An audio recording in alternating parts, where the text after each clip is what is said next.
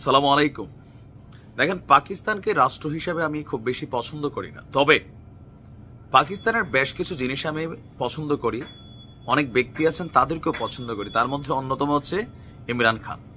ইমরান খানের যারা fan follower আছেন ভিডিওটা শেয়ার করবেন। একজন বাংলাদেশি হিসাবেও আমি আজকে খুশি হয়েছি যে নোবেল শান্তি পুরস্কারের জন্য সবাইকে অবাক করে দিয়ে পাকিস্তানের সাবেক প্রধানমন্ত্রী, সাবেক ক্রিকেটার ইমরান খানকে নির্বাচিত করা হয়েছে বা মনোনীত করা হয়েছে। এখন কেন তিনি আসলে নোবেল পাচ্ছেন, আসুন সেই জিনিসটা। তবে ইমরান খানকে পছন্দ করার পিছনে দুইটা কারণ। এক হচ্ছে খেলা, দ্বিতীয় হচ্ছে পাকিস্তানের রাজনীতিতে যতগুলো ব্যক্তিত্ব আসছেন বাংলাদেশ ইস্যুতে একমাত্র ইমরান খান ওই ব্যক্তি যিনি মনে করেন 1971 সালে যা ঘটেছে এটার জন্য পাকিস্তানের বাংলাদেশের কাছে সরি বলা উচিত ছিল। ইভেন বাংলাদেশ সম্পর্কেও তিনি বেশ পজিটিভ ধারণা রাখেন।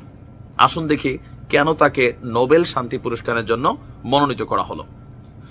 ইমরান খানকে তার শাসন, মানে তিনি যখন রাষ্ট্র ক্ষমতায় ছিলেন ওই সময়কার যেই শাসন ব্যবস্থা ছিল এবং মানবাধিকার ও গণতন্ত্র, এগুলোর জন্য তিনি যে চেষ্টা করেছেন, এই চেষ্টার জন্যই তাকে নোবেল শান্তি পুরস্কারের জন্য মনোনীত করা হয়েছে। আজকে পাকিস্তান ওয়ার্ল্ড অ্যালায়েন্স যেই সদস্যরা আছেন তারা এই ঘোষণাটি দিয়েছেন। এটি গত ডিসেম্বরে প্রতিষ্ঠিত একটি অ্যাডভোকেসি গ্রুপ, যারা নরওয়েজিয়ান রাজনৈতিক দল প্যাট্রিয়ট সেন্ট্রামেরও সদস্য।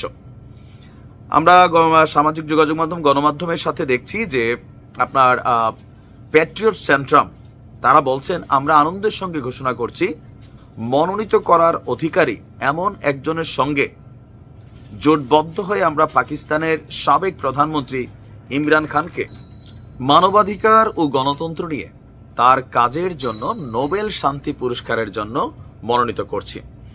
এর আগে দক্ষিণ এশিয়ায় শান্তি প্রচেষ্টার জন্য 2019 সালেও ইমরান খানকে নোবেল শান্তি পুরস্কারের জন্য মনোনীত করা হয়েছিল।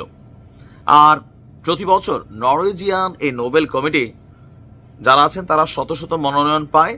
এরপর দীর্ঘ 8 মাস ব্যাপী প্রক্রিয়ার মাধ্যমে তাকে বিজয়ী নির্বাচন করে।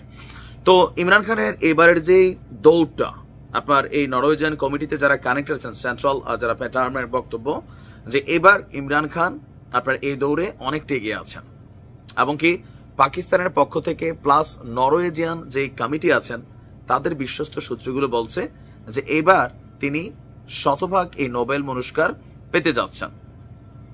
তাকে মনোনীত করা হয়েছে মানে পাওয়া যাবেন বিষয়টা কিন্তু তা না। বিষয়টা হচ্ছে এটার কয়েকটা প্রক্রিয়া আছে। তো এই প্রক্রিয়াগুলোতে তিনি উতরে যাবেন আশা করা হচ্ছে, এই কারণে যে দীর্ঘদিন কারাবন্দী থেকে পাকিস্তানের গণতন্ত্রকে পুনরুদ্ধার, অথবা তিনি তার দলকে যেভাবে পরিচালনা করছেন, অথবা তার উপরে যে পরিমাণ অত্যাচার নির্যাতন বর্তমান এই সরকার করেছে, এগুলার পরেও তিনি যেই শান্তভাবে পাকিস্তানে তার দলকে তিনি রিপ্রেজেন্ট করছেন, এ টু জেড মিলেয়া তিনি সেখান থেকে মনোনীত হচ্ছেন। আমি চাই যেন ফাইনাল স্টেজ পর্যন্ত ইমরান খান তিনি নোবেলটা পেয়ে যান। গতবার 2019 আর এবারের মধ্যে পার্থক্য হচ্ছে তখন তিনি এতটা লেভেলে বিশ্ব মিডিয়াতে কাভার পান নাই, কারণ তখন তিনি ক্ষমতার কাছাকাছি ছিলেন।